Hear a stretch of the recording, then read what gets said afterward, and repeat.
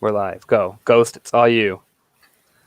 Okay, so with with the recent shooting spree in Saskatchewan, the Liberal government, Justin Trudeau and his cabinet decided to not restrict but outright ban roughly 11 like assault-style weapons, a few carbines, and some really high-powered rifles.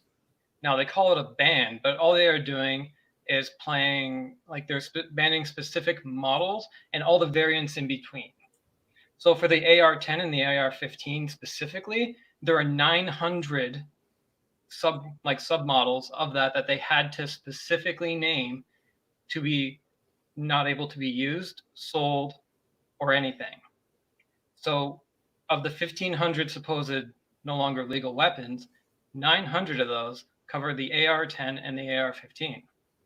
Now, the other major group that was also built into that, or not necessarily built into that, but built into the same document, was anything that fires over 10,000 joules of energy.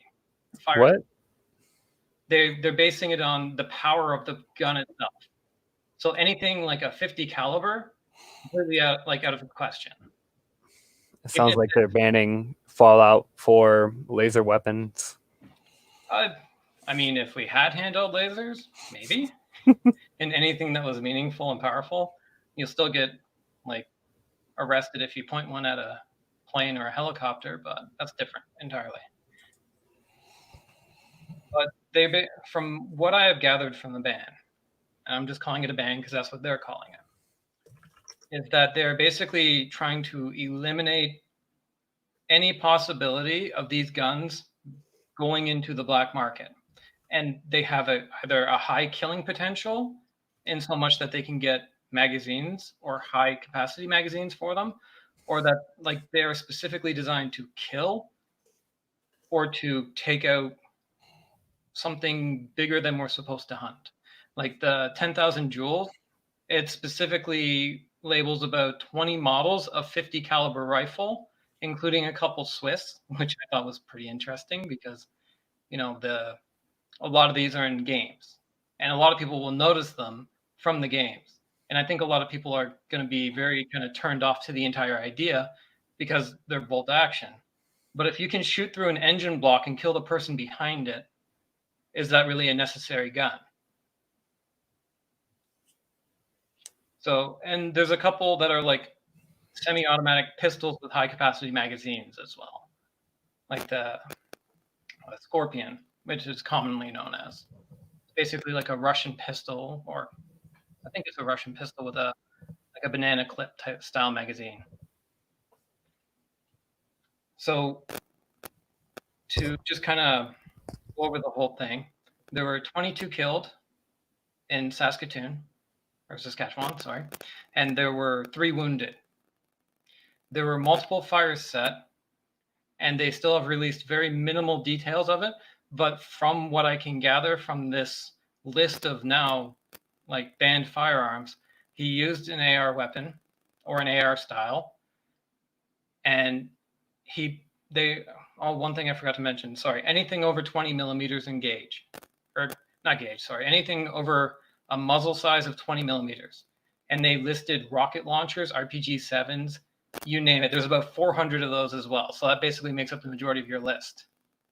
So I can only imagine that was either planned ahead of time that they were going to ban these anyway, or he used something like that attached to an AR style, because most of those are underslung, either less than lethal or were deliberate grenade launchers. And with the fires that were set and the destruction that was wrought and the minimal details they are setting out to everybody, I can only construe that he used something akin to that. Or again, it was pre-planned.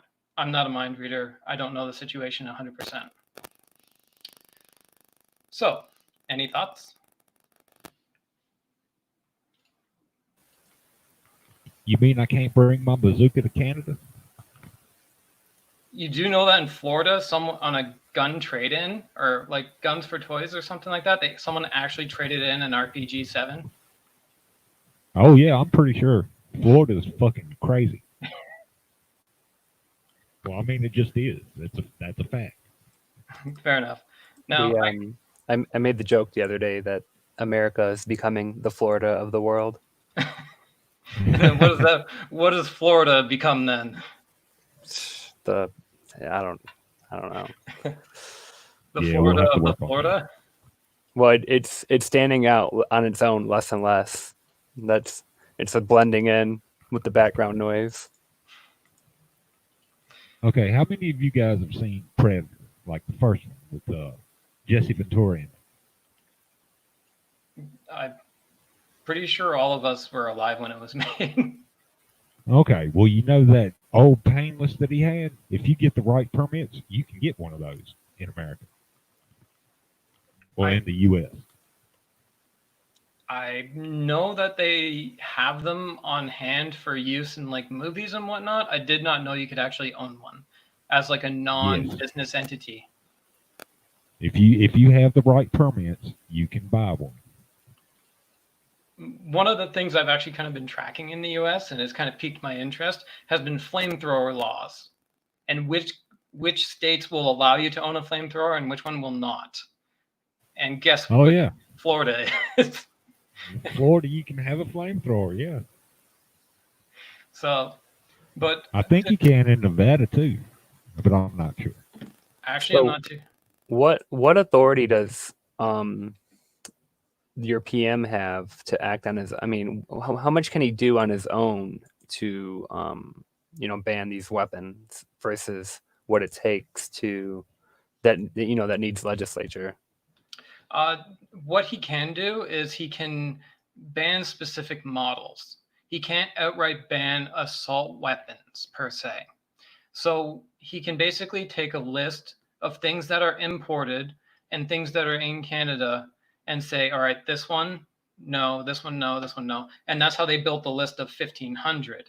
If he was allowed to just outright say, all right, assault weapons, no more, or semi-automatics, no more, that would require actual legislature. And that would require having all the PMs get in, and they would have to put a bill forward.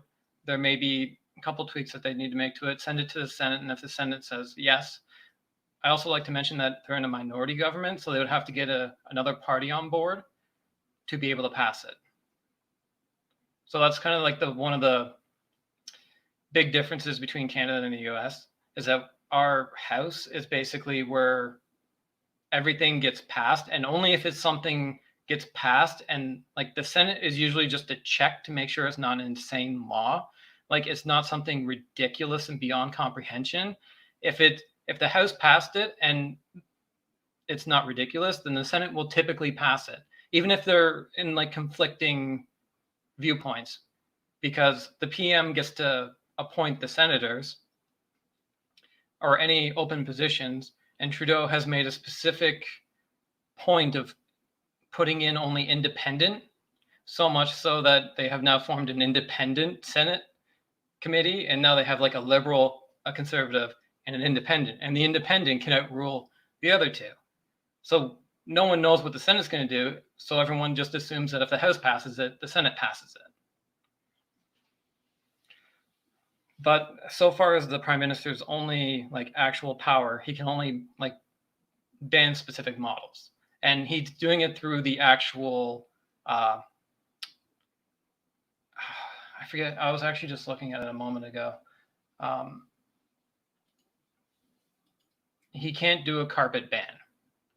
The best he can do is specific models. I forget the actual term for it, but of course the Conservatives are calling it overstepping his bounds, even though it's perfectly within his bounds. And the next time they get back into the parliament, they're going to like wholeheartedly just condemn the whole thing, despite statistics showing that people who own those types of weapons are less than 1% of the population. They're looking at it like a slippery slope factor versus a unnecessary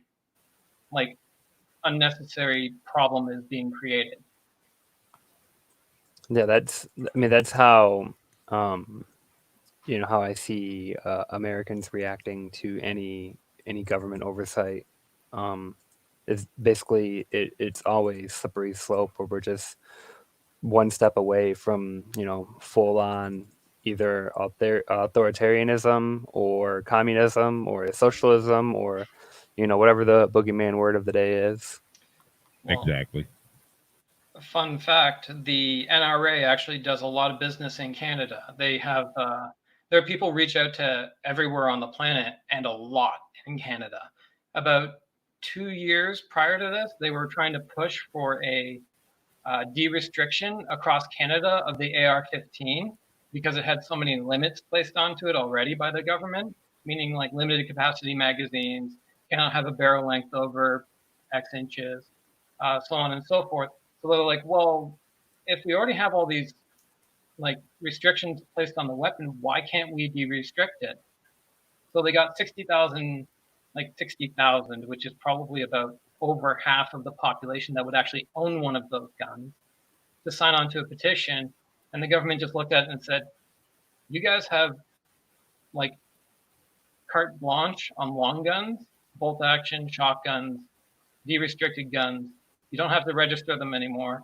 We're not giving you another one. Like one of the scariest things to me, which I was just reading about, is that in Canada, all you need is a PAL license and you can buy or sell non-restricted guns at a whim. They don't even know how many guns there are in Canada anymore. It's between 10 and 15 million. Like, that is not a small number to be off by. That is not a small number to be like, hey, we're pretty sure we have either half of Canada's population in long guns or a third of Canada's population in long guns. Justin, you're muted. You don't even want to know the estimated amount of firearms in the U.S. Oh, I know the Yeah. estimates. You have the estimates are like 1.1 guns per person. Yeah, just looking it up, it's like 390 million. Yeah. That's scary in its own right too. But like in Canada, where you think that there's not much gun crime, there's like everything is very civil. No one kills each other in mass shootings. Sort of yes, sort of no. People find other ways to kill each other, but at the very least, they do not have this easy access to it. Now, one of the worrying statistics that I came across, which kind of pushed me to really agree with this, like the model bans and even further action if necessary, was that between 1965 and basically 2020, 65,000 weapons had been lost or stolen in Canada. Of those 65,000, 25,000 of them were restricted. Now, if 12% of Canadians own guns and 95% of those own long guns only, no restricted weapons, that means of 5%, like less than 1% of the population is attributing nearly a third of the lost or stolen guns. That just screams problem in my mind. So with that kind of statistic, I can kind of understand why they would want to do this, even if they had to wait so long to do it, or even if it required a sort of like something terrible to happen. And of course, there's going to be people pushing back against it. But when you see those statistics, you're just like, this doesn't make sense why it wasn't fixed sooner. It could have been fixed sooner, and we could have had fewer guns, like on the streets, illegal. And one of the other statistics I looked up was that of all gun crime, 43% are registered, which is good. It actually came down from 75% of gun crime was done with registered guns. But that also means that almost half of the gun crime is coming from homegrown guns, stuff that people bought in Canada, lost or had stolen, meaning they weren't taking care of it properly, and someone committed a crime with it. Unfortunately, and I hate to point this out, the rest are coming from the US. Why do you think? So you said, the action could have been done sooner to, curtail some of these actions a long time ago. I think it's obvious why it happens now, but I mean, because that's kind of like the culture we live in, right? Where we only act after, an emergency or a tragedy happens, because that's when you get your highest level of public support. But what would have happened if they would have done this, say, a year ago or 2 years ago? Well, that's kind of the interesting thing with the Liberal government had actually, when they were running, they were promising handgun and assault weapon reforms. Now, doing a blanket banning like that leaves a lot of people with a lot of inventory, a lot of businesses, and a lot of like owners very mad. And those people are very vocal. Gun owners everywhere are very vocal because I I just assume it's slippery slope in their minds. I'm not trying to get into their mind. I'm not trying to say, like, I've known a lot of gun owners, and the only one I've known that had an AR was not my favorite person on the planet. Every other one was just like a hunter, and they thought that, you know, having a sported World War II rifle was really cool. I'm like, yeah, that is kind of cool, actually. But so I only have like one person to go off of, and he's not the greatest person to go off of either. But when you look at the like less than 1% of these people have these kinds of guns. If they had banned them outright a long time ago, you would have had a lot, like probably half the gun owning population, maybe 7%, say, hey, this doesn't seem right. Why are we doing it now? It's not going to curtail anything. You know, your normal gun rights activist arguments. And then it would have died down because it would have been less than 1% of the actual population truly cared about them. Now, it's still a booming industry and it's still a lot of jobs ride on the manufacture of these guns. So they also have to take that into consideration. I don't know the statistics on how many guns are produced or how many guns are brought in. I do know that a lot of companies right now are going to be pushing back with a lot of money against the Liberal government because of this ban. Even if it's not a lot of people, there's still a lot of money involved with it. And they're going to be putting out ads. They're going to be putting out attack ads. They're going to be screaming at the top of their lungs as loud as they can. And it's still going to be bad for probably about 2 or 3 months. Hopefully it dies down and they can get a proper ban through. Now, going back to if they had done it sooner, same thing. They ran on it. They won a minority. The NDP, which is our New Democratic, they're more left than the Liberals. They are what in the U.S. would be called, extreme liberals. They want a universal basic income. They want that sort of thing. The U.S. normally is progressives is the current terminology. Okay, I've heard very, very, very different, like a lot of different terms for them. Well, that's the more broad term. There's, not everybody identifies as that or uses that, but that's generally the broad term for it. Okay. Well, our NDP are more left than the Liberal, and then conservative basically encompass most of the right, with a few exceptions. I'm not going to get into it because it's a long story, but with the NDP also are in favor of some gun restrictions, but maybe not to the extreme that the Liberals want to go to. I don't know the actual ins and outs of this correlation, so it may or may not work. But banning the models, they can do that. And it'll be, as our finance minister said, it'll be whack-a-mole. Every time a new one pops up, they come out with something with a slightly different variation of it. They're going to have to add that one to the list. And then someone will come up with another one, and they'll have to add that one to the list. I've already heard of 2 semi-autos that are from China that were not on the list. So they're like, well, this list makes no sense. Why are these 2 not on the list, but those 1,500 are? So people are already criticizing that. It's an imperfect solution to an imperfect system.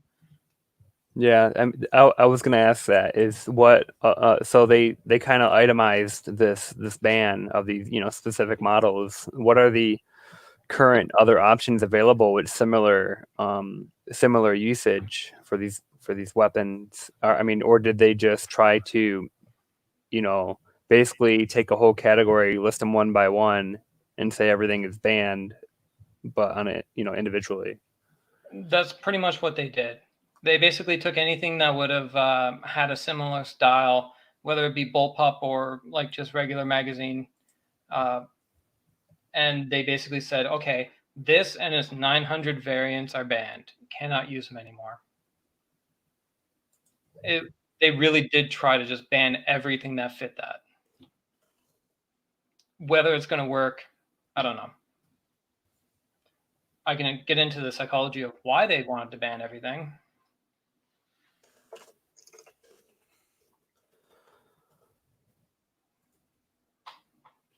Okay, so in my mind, and I am not an expert on guns, I'm not an expert on gun control. It's always been something I've followed. I actually find guns to be the technology that goes into guns very cool. I find the shooting to be actually quite enjoyable. I've shot a lot of guns. I have a lot of friends who are gun owners, but I only know one person that has ever owned an AR style weapon. So those people in general, I cannot speak to in the sense of I don't know who they are. I know what they sound like on the internet, and it's kind of scary. Because even in the Canadian channel where they were announcing the ban, the comments there were exactly what you would expect on an American style.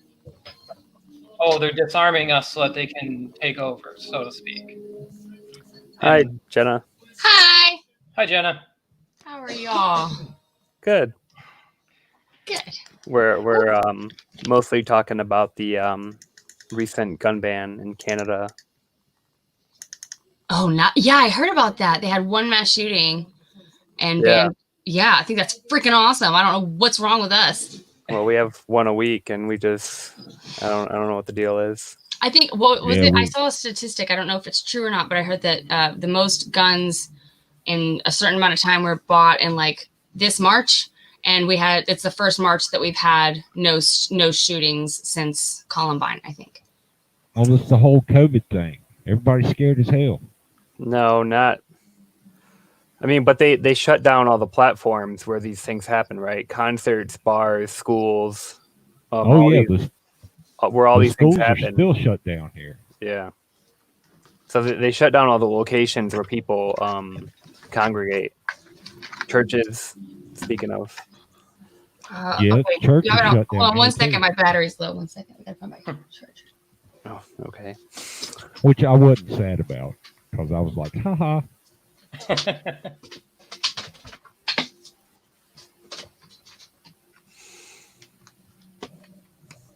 Okay, all good. Sorry, guys. Oh, it's okay. You're fine. Yeah, so. Okay. I forget what I was talking about. Oh, the psychology behind the ban. Like, why would a gun ban actually work? And I've looked at New Zealand and Australia specifically. And when Australia had its Port MacArthur massacre, they had something like 30, 35 people killed with an AR style weapon. And that was quite a while ago. And they instituted a ban almost immediately. And since then, they have had no major mass shootings where I think more than 4 people have been killed. I could be wrong, it could be 5 or 6. I'm not 100%. It's harder when you make it a law. It is harder. Like okay, I smoke certain things, and if it was legal, I would carry it with me, but I don't because it's not legal, and I don't want to risk that. I've already got a DWI on my record, so there are things. A lot of people won't risk it. Yeah, exactly. So if you're basically drawing up the legal way of getting these guns into the black market. There are anecdotal evidence, there's anecdotal evidence from the police specifically saying that they have found people who acquired restricted licenses for the pure selling of guns illegally.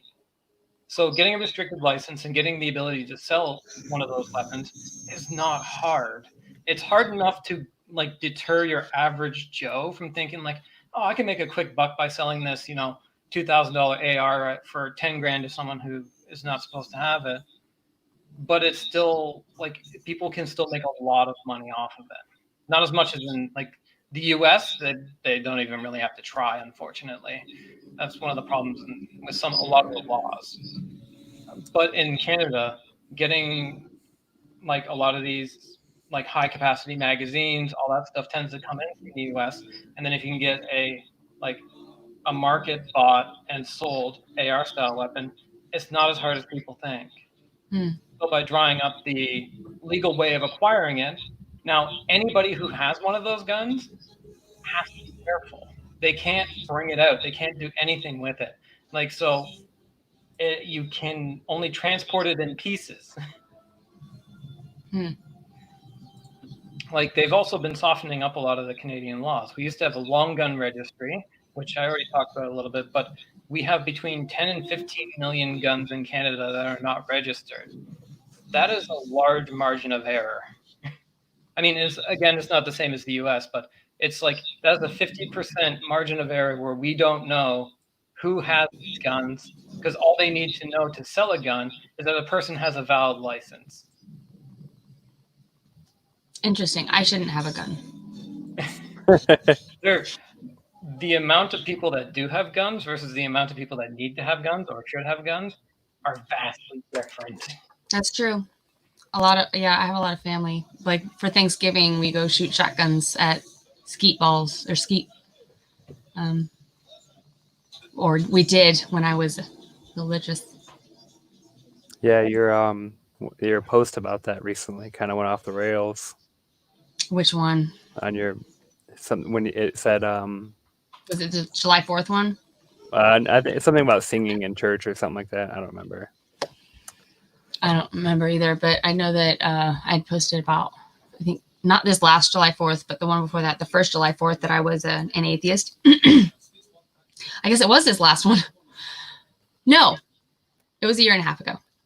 And anyway, that was the first time I was an atheist, and I saw, so they had like a card that they sent out, you know, that they changed the date and, you know, the food, and they just kind of modify the card that was already there, right, for the invitation for everybody.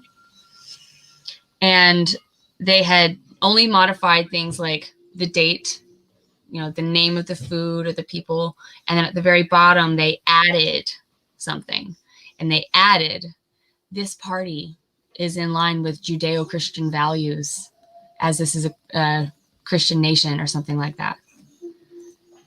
And I took that as a direct insult. And so on the email thread, I just said, so if we don't agree with Judeo-Christian values, are we not welcome? And I got emails sent to me separately saying, how dare you? Why would you strike? You know, I'm like, it was a legitimate question. Like, you added that. You're being militant. Yeah, I'm not. I wanted, like, does that mean you don't want me there? Like, I don't know.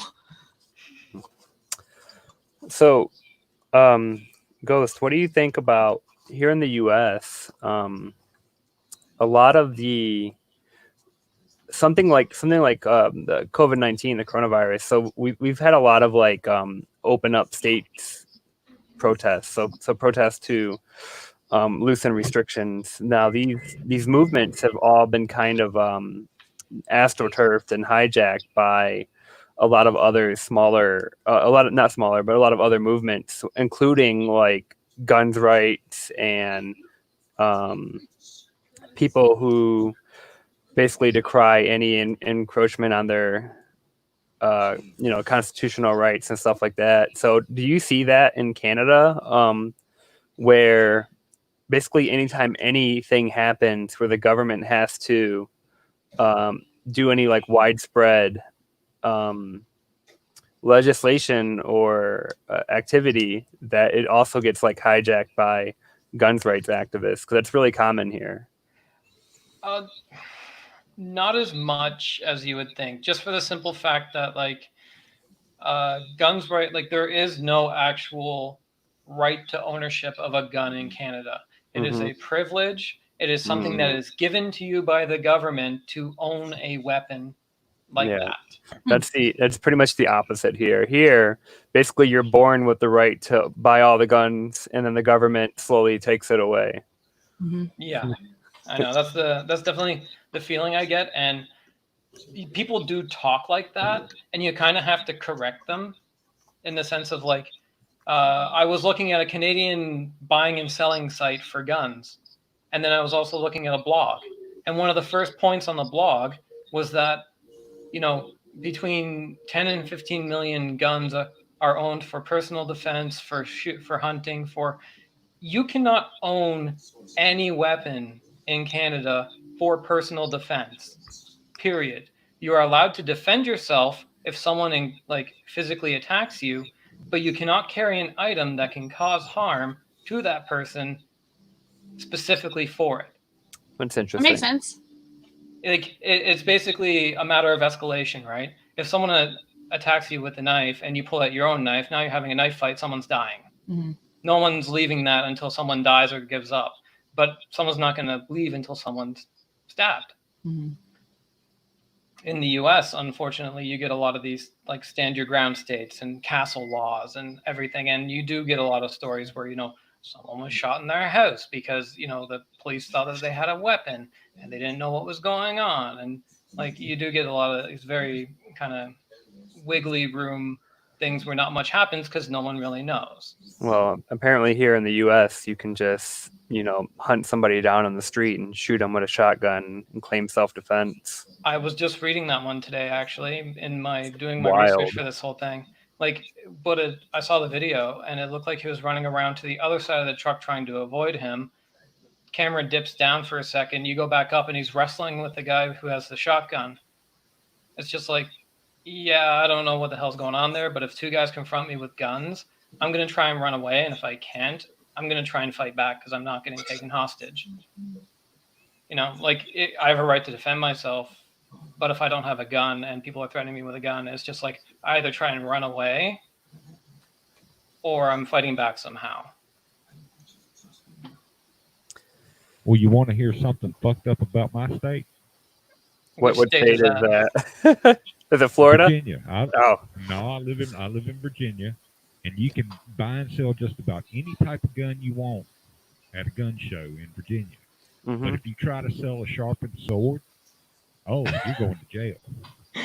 I mean, who doesn't need a sword for self-defense? I have friends with swords. One of the funny thing in Canada, you are allowed to walk down the street with a sword on your back as long as it is in plain view. You are allowed to have. But there can be only one. You know Right. that, right? Highlander all the way, man. But in Canada, if you have a use for something, you can have a foldable knife in your pocket if you're going fishing, or they make exceptions for all these different sports. So much so that I have a strap on my backpack to put a long blade on because I do a lot of biking. I do fishing. So if I go fishing, I have my fillet knife on my shoulder. Right, and that's not necessarily a weapon. No, exactly. But you can also have other straight blades as well. Anything over 4.5 inches needs to be shown. And that's if a cop asks you hey, why do you have this? And you're just walking down the street, they're going to confiscate it. Yeah, my Because husband carries a knife on his back. Everywhere. Bowie or Honey, what kind of knife do you have? An alligator hunting knife. Oh, what is it? Wesson? A That's not a Wesson? knife. Smith and Wesson. Smith and Wesson. That's not, Talking, that's not a knife. It's not a knife. He doesn't It's have a it. It's a great knife, and It's a great knife. it's 5.25 inches long, fixed, and it's on my back. It's not a weapon; it's a tool. Can y'all hear him? Yeah. No, that's Yep. what I was always Never told to say that weapons, too. It's Yeah. a tool. Yeah. Yeah, he uses it for everything. Yeah, and that's if you're doing construction, or you're cutting stuff constantly at your job, or if one of the really weird things in Canada, especially with knives, is if you have a purpose for it, you can have it. If you don't have a purpose for it and a cop sees it, there's a 10 to 20% chance that they might confiscate it if your answer isn't up to their standard. So it's very much like putting anybody who might be carrying one for inappropriate reasons on the back foot. And that's kind of the way I look at it too. I lived above a guy who had 2 shotguns, had a whole bunch of imported expandable batons, which were completely illegal and still are illegal. He had cans of pepper spray, which are illegal, and all this other stuff. And I'm just why do you have all of this? You don't need any of it. He's like, well, I'm not allowed to keep the guns out, so I need something else. And I'm like, okay, it's a bit excessive. He tried telling me a couple of them. It's just like, give me a break. Is that like bordering on paranoia? I think paranoia is thinking that you need a gun to defend yourself. If you need a gun to defend yourself, you are already in the wrong state of mind. Okay, that's my entire family. Well, that's That's kind of fair. like those protesters here in Michigan where That's they exciting, actually. not, I wouldn't say they stormed, but they basically demanded entry to the Capitol building while the legislators were there debating some of the restrictions, but they decided that they had to be there with their guns, knowing that nobody else there was armed. None of the legislators are armed. The governor's not armed. The only other people who were armed were the There's a Capitol sergeant at Police. arms. Yeah. the sergeant at arms, the basically the security that works there. But they just decided that, and it's not for self-defense at all. It's a show of force, or it's a whatever it is. Just But to intimidate. yeah, They're I mean, trying that to was the intimidate. idea, right? Yeah, that's like another aspect of it. It just feels like if someone tells me that he has a collection of 20 guns, and he seems like a nice guy, but I would not go out of my way to annoy him. But I think I think a lot of it is not even to intimidate, right? I think a lot of it is to show this is my right, and I'm gonna exercise it, and you're not gonna take it from me, right? So it wasn't necessarily to intimidate. If everybody else there had guns, they'd be perfectly fine with it, right? It's just like saying, if the Constitution said everybody can get a face tattoo, then they're all going to go get face tattoos. It says you can't make me take it off, right? It's just saying this is my right to do this thing, and you're not going to They stop me. feel oppressed. Yeah, they're persecuted. Well, they're told that they're persecuted by Yeah. Exactly. everybody. Despite the U.S. military being able to be armed by the civilian population is not a feat in of itself.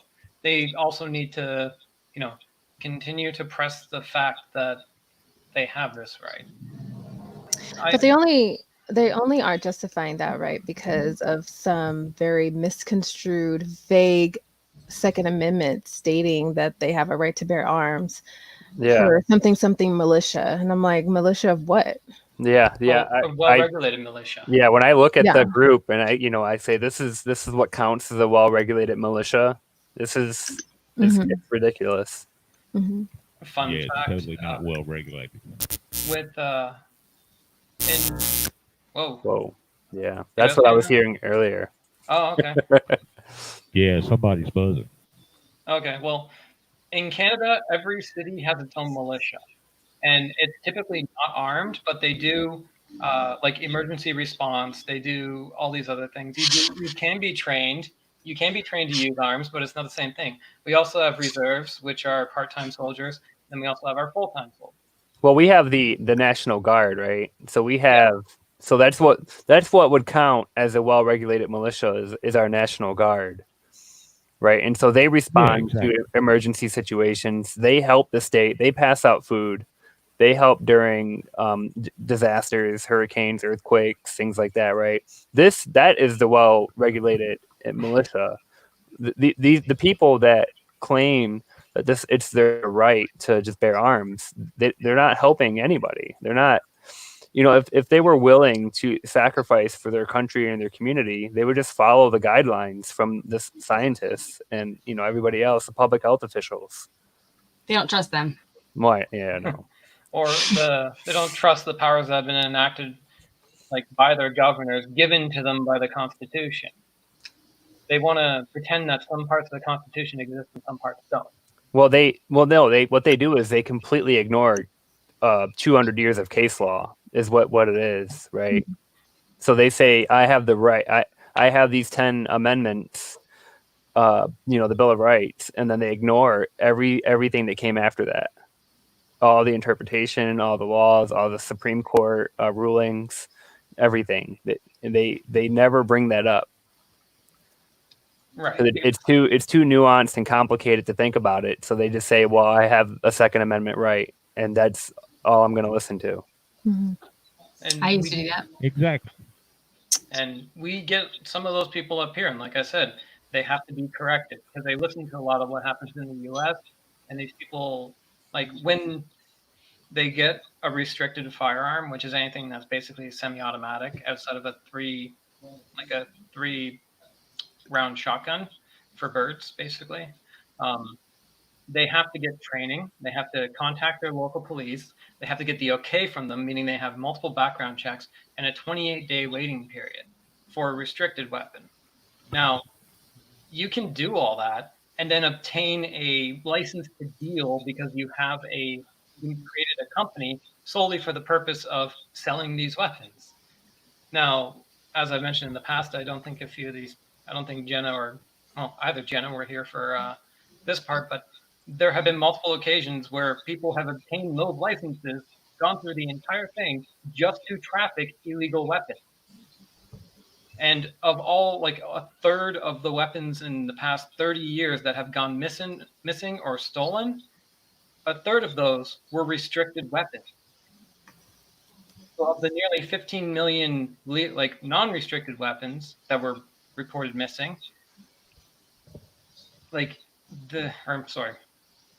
of the nearly 15 million long guns that are not required to be registered, about 40,000 of those go missing or were stolen, versus nearly, I think out of the 1.2 million, 25,000 of those go missing or stolen. The ratio is just completely wrong. If there's such a desire for these guns on the black market, it only makes sense to cut it off at its source, which is not the manufacturing, it's the sales. But we have something else in office. Ghost, can you see the chat on the side here? Oh, sorry, I wasn't paying attention to it. No, it's fine. I'm just asking because Tub said, since the topic is we're trying to talk about psychology of gun ownership, are the people who kind of want to with more about what they had successful in creating a condition that well, actually, yeah. They, in a weird way, they kind of are creating their own position of needing a gun. If everybody has guns and guns are being stolen on a regular basis, that means criminals are going to have guns. And if criminals are going to have guns, then they need to have guns. Because if you take the guns away from the good guys, only bad guys will have guns. That is like one of their main arguments. And going back into that one guy who was chased down and shot with a shotgun, it was very much, if he didn't have a shotgun on him, if they didn't bring any weapons, that guy would still be alive. They might have beat the crap out of him and it would have just been labeled a hate crime, but he would be alive. How is it not still labeled a hate crime? It was considered self-defense because he was trying to wrestle the shotgun away from him. Yeah, currently it's not labeled anything officially. Yeah. They didn't even arrest them. They just questioned them and he said, yeah, I tried to take the shotgun away. And, he shot him because he was trying to take my weapon. So the actual act of having a gun created a situation that he needed to use it. So how do you create a situation to where you have a bunch of bad people with guns and good people with guns and you need to get rid of the guns? How do you do that? Well, unfortunately, with the U.S., the major problem is the fact that there are so many. Mm-hmm. Yeah, it's a vicious cycle. So it's so many people advocating for guns. Well, yeah, and even if you had some sort of national gun buyback or some incentive to turn in guns, the people that had you'd have to make it enough incentive for the people that have them illegally to also turn it in. So you'd have to give twice the price or more. Forgiveness, no questions asked, tons of money, blah blah blah, and that's not going to happen. So it seems a really tough situation, and it's a vicious cycle of, the more guns that are in the bad guys' hands, the more, then the more these people that want to hoard them and have their own, enough guns to arm a small army in their house is just going to keep doing it. Mm-hmm. So I don't feel it's necessarily the whole matter of just taking away all guns from all people, right? I think it's just a matter of taking away those military grade assault rifles from being used or being purchased by civilians. This whole topic of like gun ownership is only interesting to me right now solely because of the psychological aspect of owning a firearm, right? I personally never grew up with guns, nor have I held a firearm myself, nor have I ever been even relatively close to a person that's had a gun on them. So I am in a sense far removed from any type of physical feeling from being close to a gun. And yet my initial thoughts about guns and people that own them, I guess you could imply the same thoughts that any basic liberal would have initially. However, giving it a bit more of a sophisticated thought, I want to encourage myself and perhaps others to really understand the fundamental reasoning as to why people want to own guns in the first place. Like, it's perfectly fine if I think if it's utilized or people have an interest in it because it's viewed as a hobby for them, just like anything else, right? And that's fine. I mean, I'm not pro hunting, but people do that, and that's okay. I mean, I guess. But the rationale of owning an assault rifle does not make sense to me. And I'm wondering why would that be the case for someone to own something like that? And Justin, I thought you had a friend that would come on, that's a gun owner. This would have been some curious, good questions for that person. And I don't know if any of you are gun owners or anything, but I'm just wanting to understand what it feels like. What's the purpose of owning a gun for you personally? And why do you feel this is a type of safety that you must have versus a person like me that doesn't feel that I necessarily have to have that? Yeah, I mean, before we get into that more, Jenna's got to go. So, oh, of course. Nice to meet you. I really want to talk to you. I'm really intrigued by what you want to talk about, but I'm sorry. I was late, had car issues. No, I was late too. I'm going to try to be back again sooner than later. So, of course. Alrighty. Well, thank you. Right. Bye. Bye, Jen. Take care, Jenna. Jenna, sorry. I know. So, I mean, I think it's kind of tough because I grew up in a different area, and definitely worked in an area where, like I mean, if you go by the argument of if all the bad people have guns, you definitely want to have a gun. Then it seems perfectly reasonable to have a gun, right? So a lot of my coworkers, when I worked in the city, had guns when they were armed at work, even though we weren't allowed to. But it's because there's hundreds and hundreds of shootings a year in the city. So it in that perspective, it seems reasonable to me to have one just to defend yourself, or I mean, I guess just to defend yourself if you're put in that situation. But some people like shooting them. They like hunting. Just I don't know. I mean, like you said, it's like a hobby. Like, why do you need a race car? What do you get out of that? But it's fun, even though it's most everything you do with it is illegal. Sure. But to bring it to a point where a person needs to own multiple assault weapons is what I'm more curious about. Like, why can't you have that same pleasure of the hobby from just a basic handgun or something that's not considered military grade type of weapon? Why necessarily have this type? Because it's all about being excessive, right? Why have a $200 laptop when you can have a $3,000 gaming computer? It's the adrenaline or the rush from just always having something bigger and better and faster and stronger, no matter what type of that thing is. And it goes for cars and computers or guns or houses. Why does somebody need a 15,000 square foot house? Yeah, that lives alone. Yeah. I mean, I mean, I don't have like any real answers about why people want these things, because it's not something that I'm interested in. But I definitely understand wanting more or a bigger and better version of something that you already have, like my TV. I know my mom wants a bigger TV too now. No, I understand that, and of course, this is for. I'm gonna assume like we're none of us are sorry, I can't talk. Gun owners. Um, so I understand the concept of living in excess, wanting more than the basic thing. Oh, okay. Well, with the exception of tub. So I understand the basic, the need for wanting more than the basic thing, right? I have personal things that I want in excess that are different from what other people want in excess too. So that's understandable.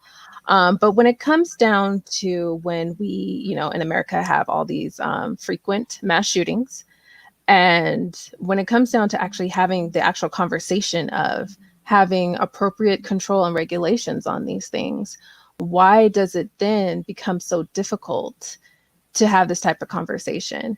Like, sure, we can say if we go ahead and allow for civilians to have assault style weapons, why can't we just say, okay, have this weapon, but we put on these, control measures to where you can't utilize it outside your home unless in permitted areas of some sort. I'm just kind of throwing something out there.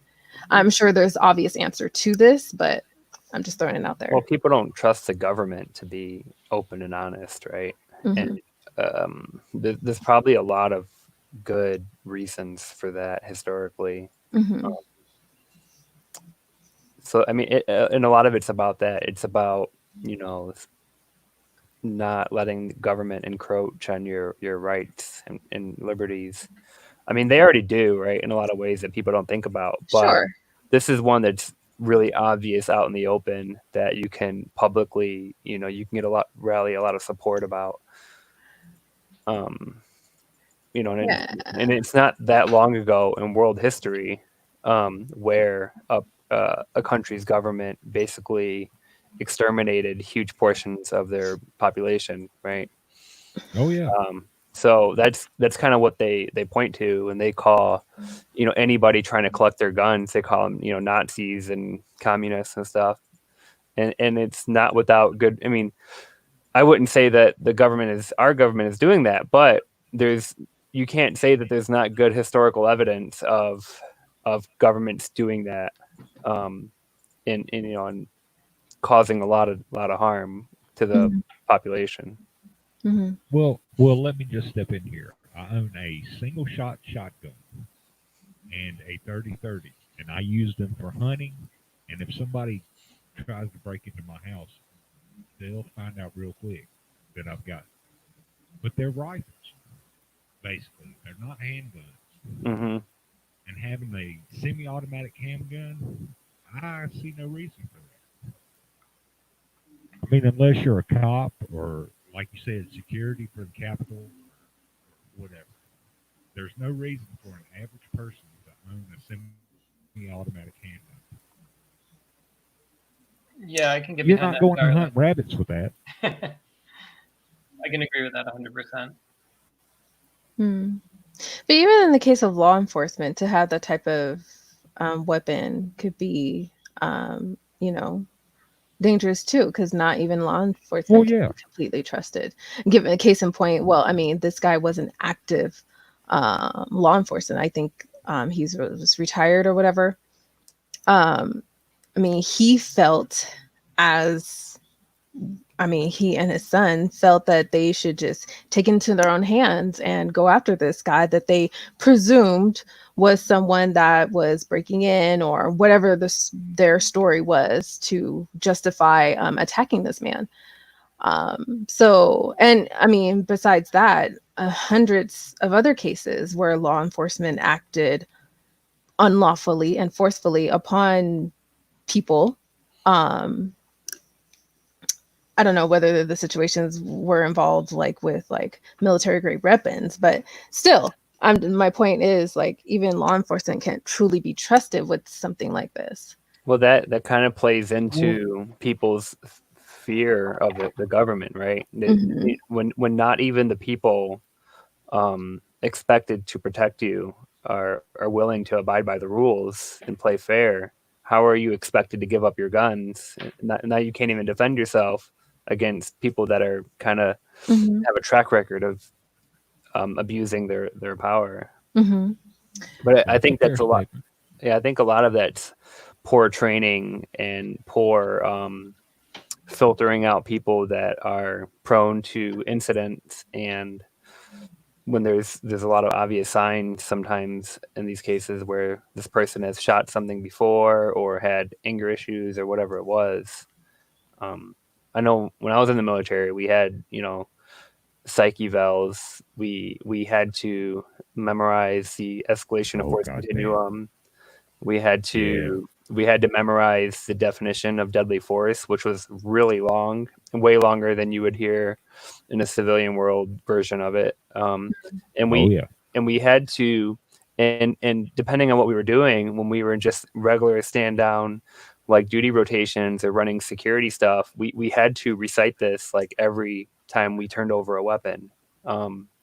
So they kind of drilled it into you that if you use this weapon, only use it when you want to kill somebody, and if you are going to use it, you know, be ready to explain every single action that you've taken going forward with that, or else you're going to go to military prison for the rest of your life.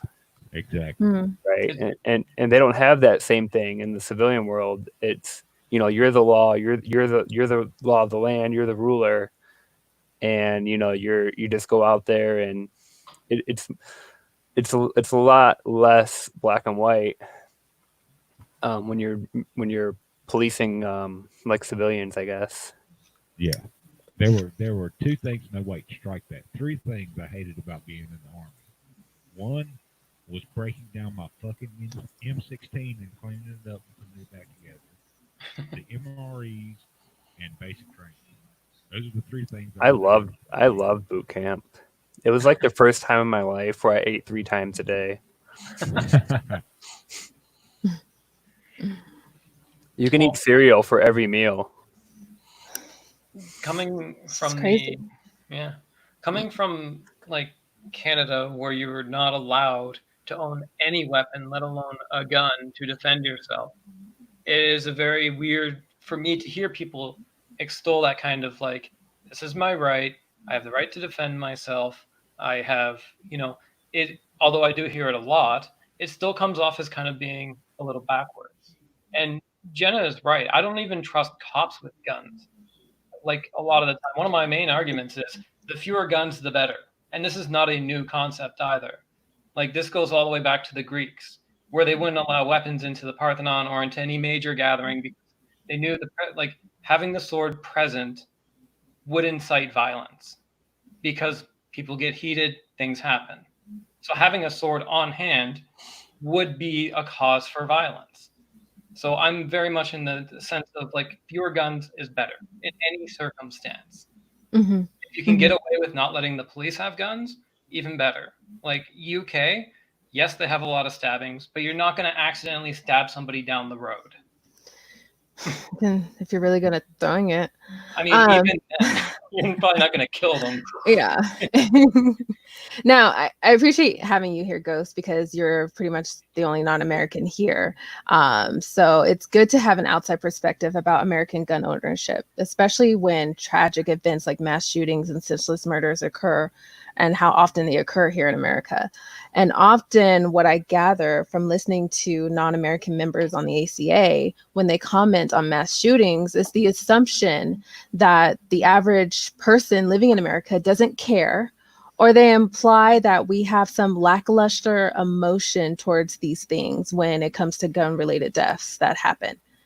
Yeah, like you're overreacting. Yeah, like they tell us what happened, we know, and we're kind of like, yeah, that happened, and then they overreact, assuming that it's crazy on our part for not overreacting. Like, and we have for years, but given how our politics are, given how we have this sort of thing in our constitution, given how driven the NRA have been for 20 plus years, more even, for pushing for legislation to, or I wouldn't say legislation, for pushing for advocacy for, you know, defending the rights of people to have guns and whatever they are. It's just more and more of that harpers down on us really acting sensibly and maybe even more rationally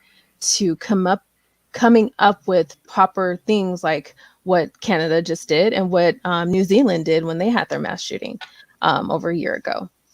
But yeah, you have basically half the U.S. You know, the one whole political party out of our whopping two that has the same attitude towards it as they do towards something like the coronavirus. The response is always, you know, that it's not a lot of deaths relatively to say cancer or heart attacks or whatever. So that's a very small number, or the numbers are a lie, or that's an acceptable amount of an acceptable amount of deaths to retain my liberties and freedom.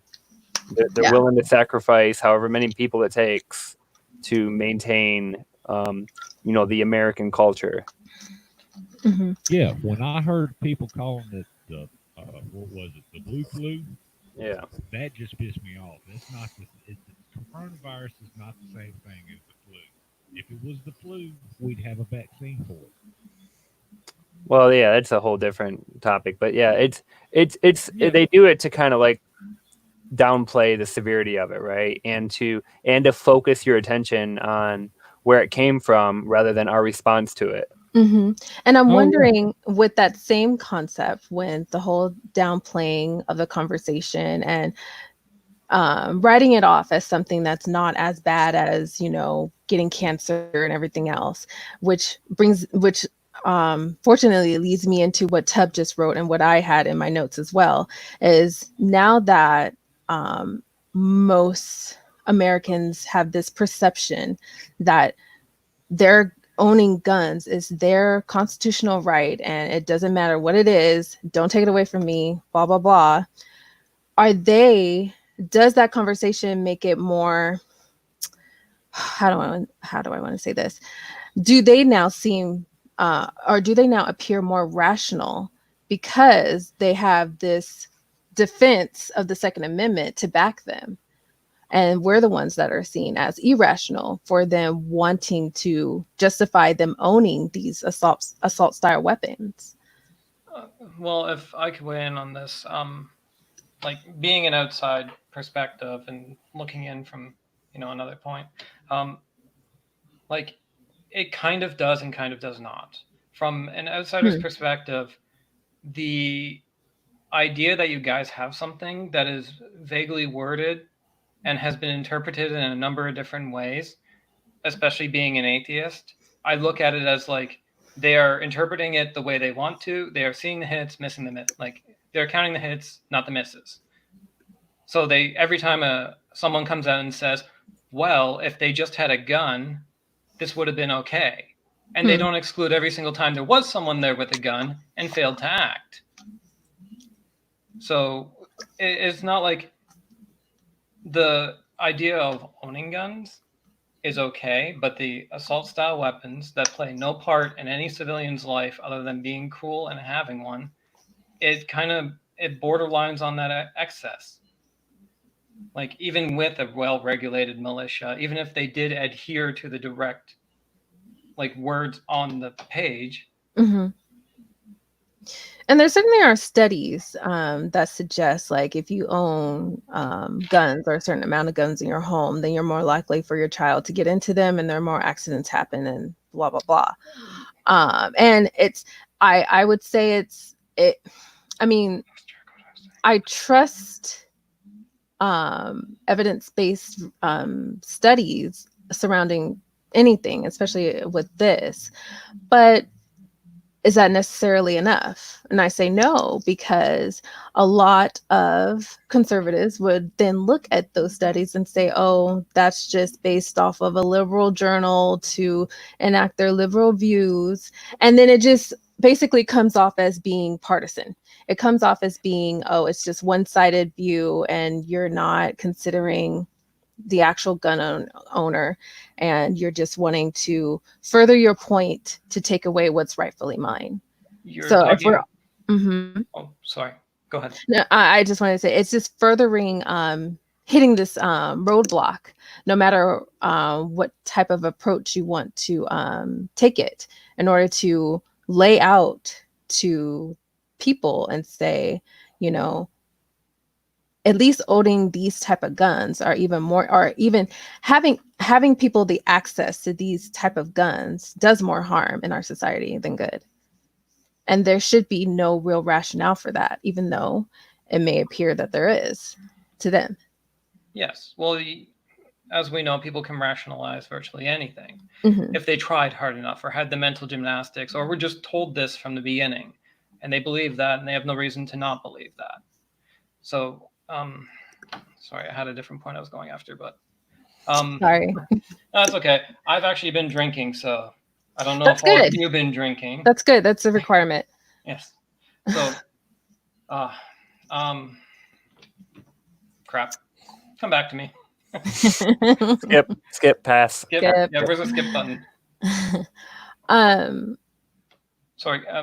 Teb, I wanted to ask, I don't know if I kind of touched on your question at all or clarified anything, or if you had something further.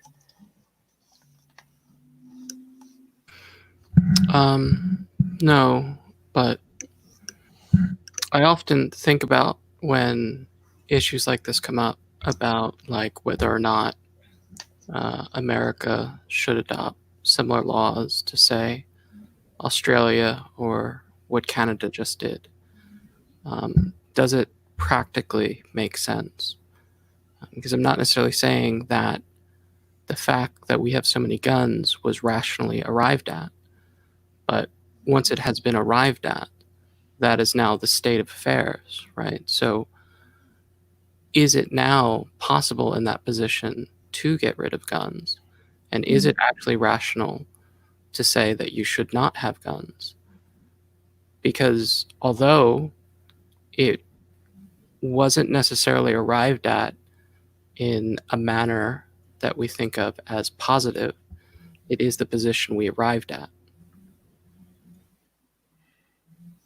Yeah, we have 400 million guns or so in the country. I mean, what do you do with them? You can't, like, you're not just gonna take them all away, and people aren't just gonna give them all back. So what do you do now?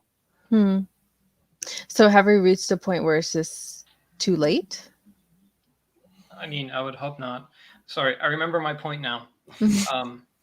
When the major problem with like your independent studies and your harm analysis and so many people having guns leads to this many deaths, or if a person owns a gun, they're more likely to threaten someone with a gun, because if you don't have a gun, you can't threaten someone with a gun. Anyway, Whoa. the CDC is not even allowed to do any studies on guns, or the harm that they can do.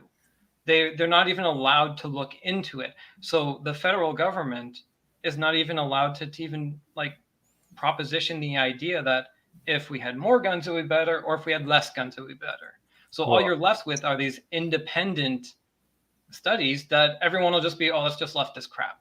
And then even if the CDC did something, someone will be like, well, it's the CDC, it's the government, it's deep state.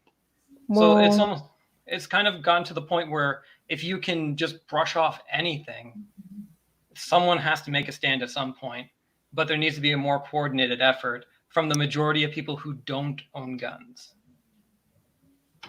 Because it is a majority that don't own guns. It's a minority in the US of people that do own guns.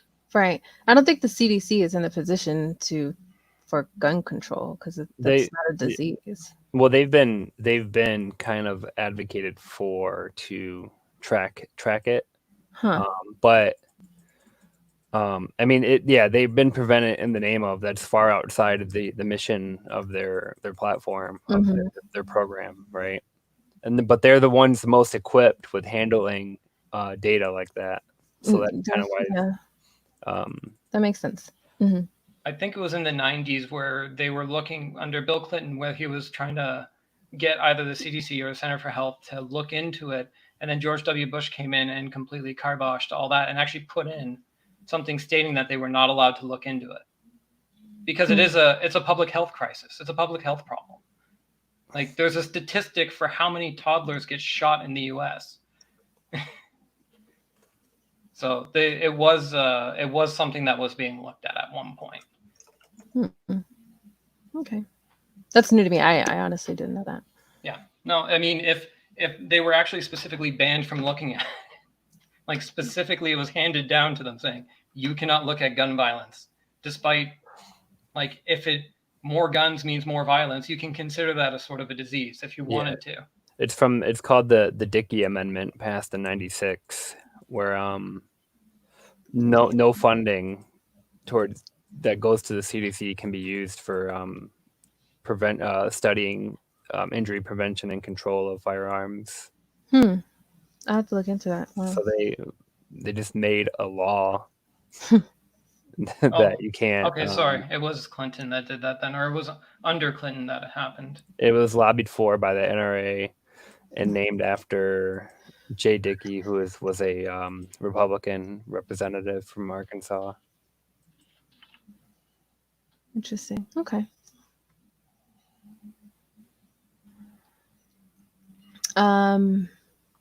I don't know what you guys touched on earlier. I'm sorry. Oh, I was just talking about the actual, the quote unquote ban. It's more just like a list of 11 or 12 assault style weapons. And then they're like 1,400 variants because they cannot, Trudeau cannot do an outright ban on certain styles of weapons. He can only use the Criminal Code Act to ban specific models. Okay. So that's what they did. That's why they have the 1,500 instead of just saying assault weapons banned. Okay. Yeah, they need proper legislation to be banning specific styles of weapons or entire categories. Is that something similar to what New Zealand did? I'm not quite sure if someone knows. No, they did a semi-automatic ban, and it passed with Okay. something like 92 or 94% in their house. Yeah. Now, this is not the most, like, the last massacre or mass shooting that we had in Canada was actually a mosque, where he brought an assault style weapon and a handgun, and he killed 8 people, wounded 16 more, I think.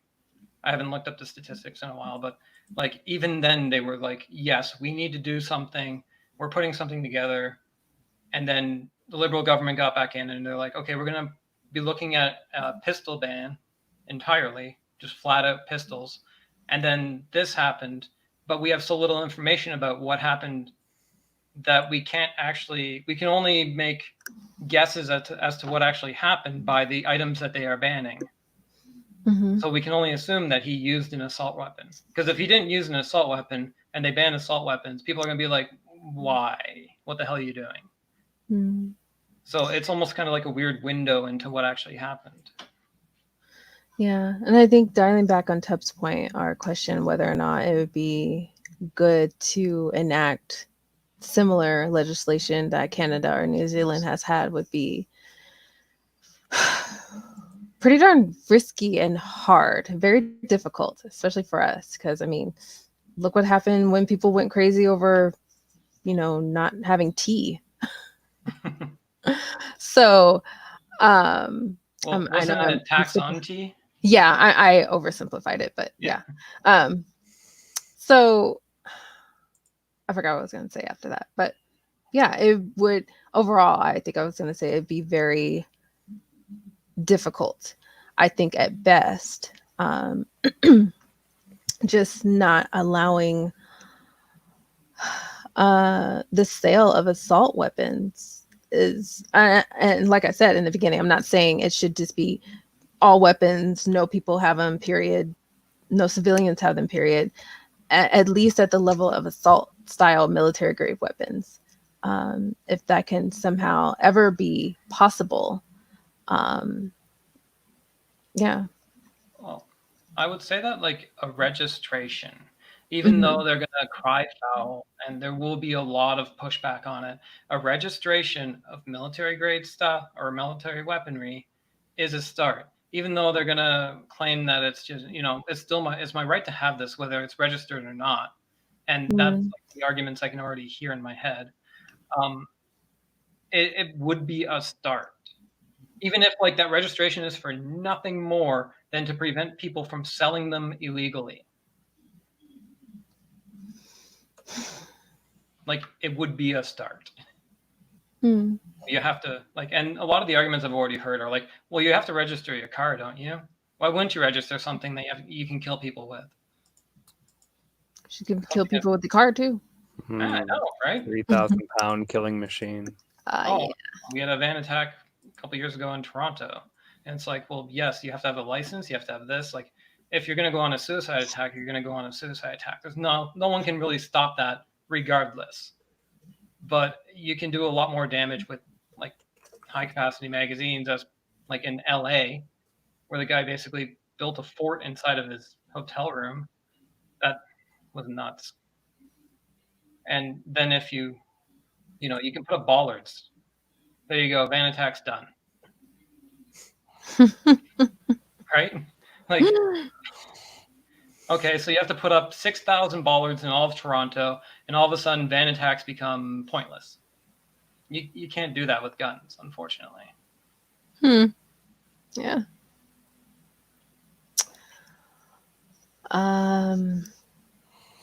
Any other points, Justin? What do you think? No, give me my freedoms. My freedoms. You can't take my Justin gun. wants all the freedoms. You want all the guns? Yeah. All the freedoms? Tub, what gun do you have? Why do you have a gun?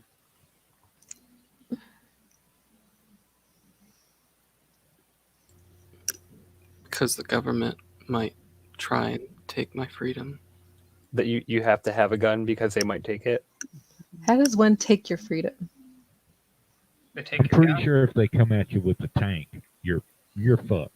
Yeah, that's my initial thought. Is usually when people say they need their weapons to protect themselves from tyranny, and then I remember that, I was in charge. Oh, I think we lost Justin. He froze. Oops. Hey, it's not a good position either. No, that's not a good screenshot. No. He'll work it out. It's fine. A canary in Molly. a coal mine is what he's kind of getting at. It's like, if I have this gun, my freedoms are intact. If I don't have my gun, my freedom's not intact. I wonder with him dropping out that dropped the stream, but I'm not quite sure. Still No, says I think live. we're still live. Oh, okay. Well, anyway, he'll be back. Oh, there he is. Oh, hi. Ah, There you go. Finish your point. Oh yeah. So that's one of the things that I immediately think about. It kind of pops in my head about when people say they need weapons to protect themselves from the military, and then I remember I'm like, when I was in the military, one of my jobs was to program and write launch patterns and stuff for Tomahawk cruise missiles. oh goddamn! And I'm like, what are you even talking about? But the main argument there is that if some parts of the government does turn on its citizens, that doesn't mean that all of the military or the National Guard or the police force will follow their orders, right? So Exactly. so the military is not allowed to operate on U.S. soil in terms of like military action, right? They can train and stuff like that, but they're not allowed to take any action on U.S. soil. So legally, as far as now, like the way things are now, they're kind of already out of the question. So ideally, in that case, they would be on the side of the people to fight back against unlawful orders. According to the USCMJ, I think I said that right. Yeah, the UCMJ. UCMJ. We can refuse an unlawful order. Yeah. But then you have the police has been highly militarized in a lot of areas now, where they actually buy military grade weaponry in vehicles and just gear in general Oh So yeah, that all the surplus stuff. Yeah. so it's really tough because if the police have military grade weapons and you have a handgun, you know what I mean? Like what are you gonna do? But You're gonna be fucked. but the U.S. we also have like a 10-to-1 or more than that of civilian gun ownership to military and police combined gun ownership. So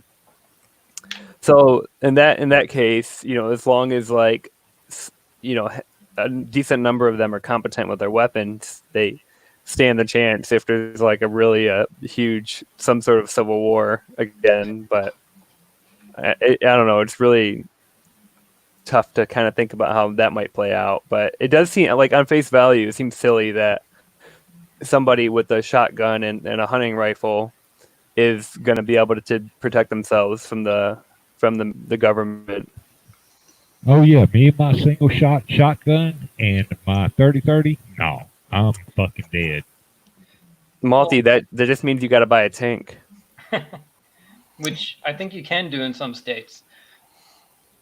You can, just say it's historic or something, right? Well, what was it in California? One guy owns an M3, which is not the Lee, but it's like it's a light tank with an open top on it, and it has a 56 millimeter gun.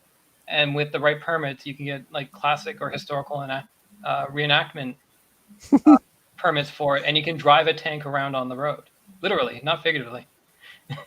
Oh yeah. I didn't even know this. Now I can get a tank.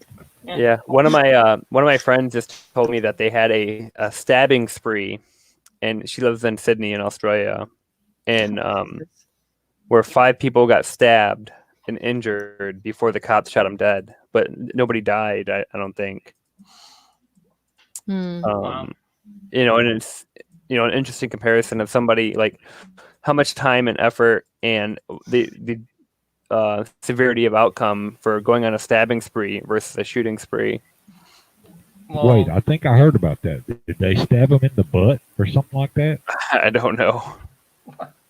But going on the policing, actually, policing is a huge part of why I think the ban is happening in Canada.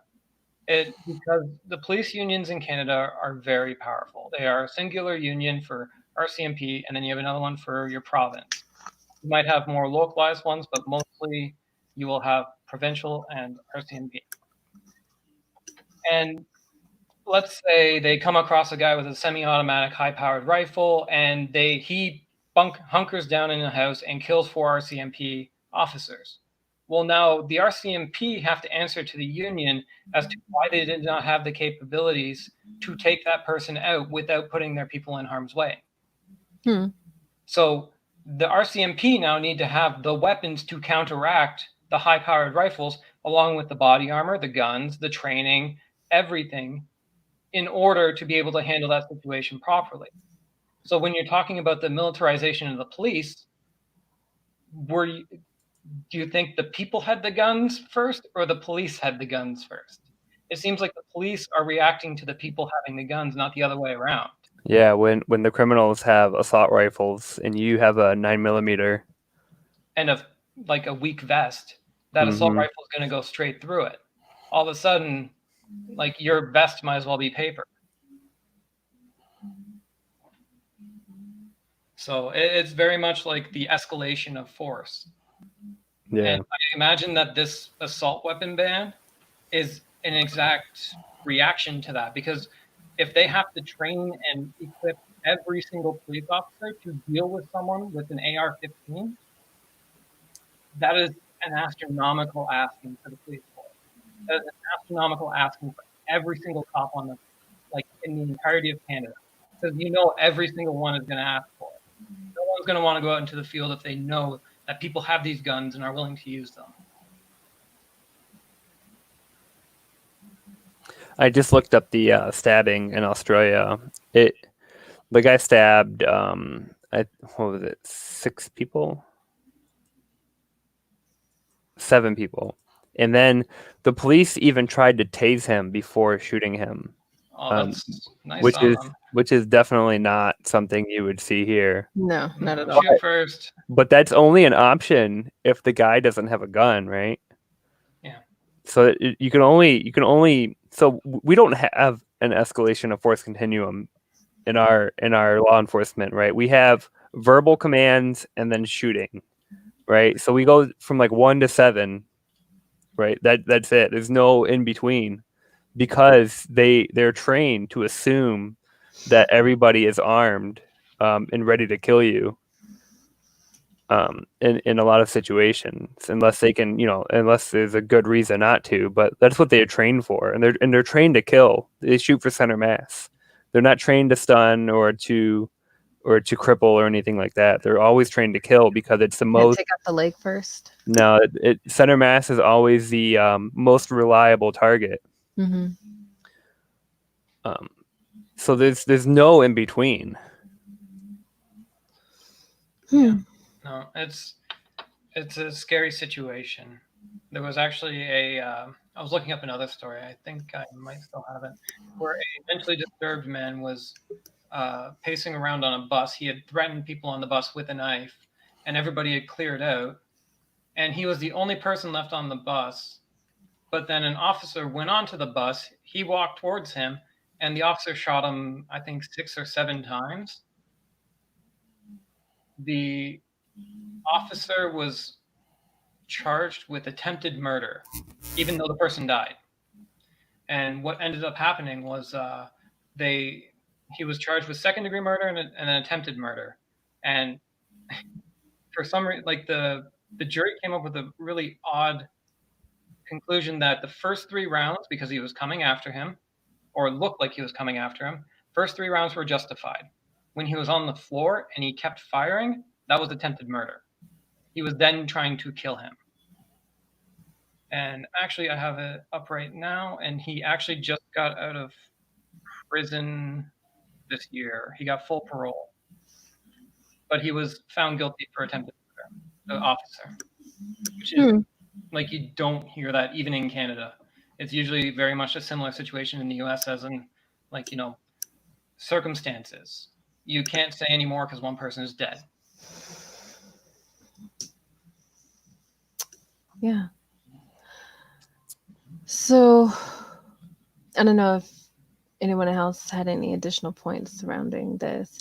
I think just dialing back on originally why I kind of created or made this topic about understanding the psychological need for a person to own a gun would bring it to how would be approach or establish a solution to where we could, because most Americans agree that there should be some type of control with firearms, whatever form that may be, whether it's increased background checks or maybe possible registration of guns or what have you. So how can a conversation be created, or how can we even have an appropriate conversation to where we could come to some type of agreement on creating some type of policy to where we can make gun ownership safer and disallowing assault rifles. Politically, it would take a lot of, come to Jesus talk on this, right? How we can all come to some sensible terms in relationship to gun ownership. But I feel that maybe just like 1 or 2 principles where we can apply some type of psychological approach to have this type of conversation to where we all, for one, avoid being argumentative, and 2, avoid being so confrontational with each other, no matter what side we see each other on. And that's a matter of, I would say, reflective listening, where it's a concept I kind of learned from one of my behavioral therapists that I work with. Basically, you allow that person to demonstrate their need and their purpose for owning a gun. You recite their need to them and have them actively listen to what they just said, and to have them pinpoint whatever type of cognitive dissonance that they have for the ownership of wanting an assault rifle. Maybe applying that approach, and I'm not absolutely saying that it would work, but maybe applying that sort of approach instead of just harping down each other's throats and over talking and yelling at each other saying, no, you're wrong, this is crazy, you're crazy, why would you want this? Being more empathetic with each other can maybe bring us more to the table and thusly maybe actually have an appropriate conversation rather than just 2 weeks of thoughts and prayers. Well, I feel like this has been a pretty civil conversation, don't you? Maybe. I mean, I feel threatened. Tub has a gun. I don't feel safe right now. It's too close to me. It's too close to me. It's like one row up to the side. One row up. Well, I'm right next to you, and I have 2 guns. So. Never mind. Switch me right now. However you do that, Justin. I don't know. You control it. I'm just kidding. There we go. All on your own. Oh, thanks. Hi. Just made a bigger Well, hello target. there. Big Jenna. Oop. No, I like that better. No. There. God. Giggler, hi. I don't know if you had anything extra. I know maybe you had already talked before I came. No, I didn't have much to say on the topic. You just wanted to show your face. Great. I love it. I just love showing Yeah, my face. Giggler's been kind of Love it. He keeps Tub distracted with his kids. With in the his background. children? Yeah, I was gonna say that. Where are your I could- kids? I can get a green screen, or I can find somewhere else to hide. I put up something. Yeah, there you go. We actually did bedtime just a little bit ago, so I drug my kids at night, so actually, yeah. Send me the recipe, whatever you're giving up. we're gonna stop. We're gonna stop Michael. streaming now. Michael. Let's not get you in trouble. Just I don't know. You want to wrap it up? Anyone Yeah. else? No, Anything we're done. else? I'm Oh, done. okay. We're done. Well, We're done. whatever. Thank I'm you. so tired. You should be, yeah.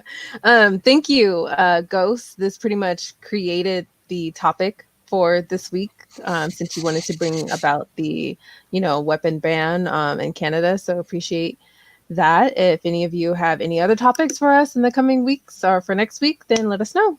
And yeah, that's it. Oh, and sorry to hear about your car, Gemma. I mean, Oh, that it's fucking fine. sucks. Yeah, I mean, No, I had I was literally like down my street and my car would not accelerate because I kind of live up in a hilly area. And I'm like, uh-oh. And I pull over and I turn it off and then I turn it back on. And then I'm like, well, let me just get my ass home at least and I'll deal with it later. And then I make a turn and then my car shuts off in the middle of the road. I'm like, well, that's nice. So, Well, I had my radiator explode on me last July. oh, fun. It was horrible. Yeah, it was horrible. I had to walk 2 miles home. So. Oh, that sucks. All right. We can keep talking, but we're ending it. Fine. Bye. Bye. Bye. Later.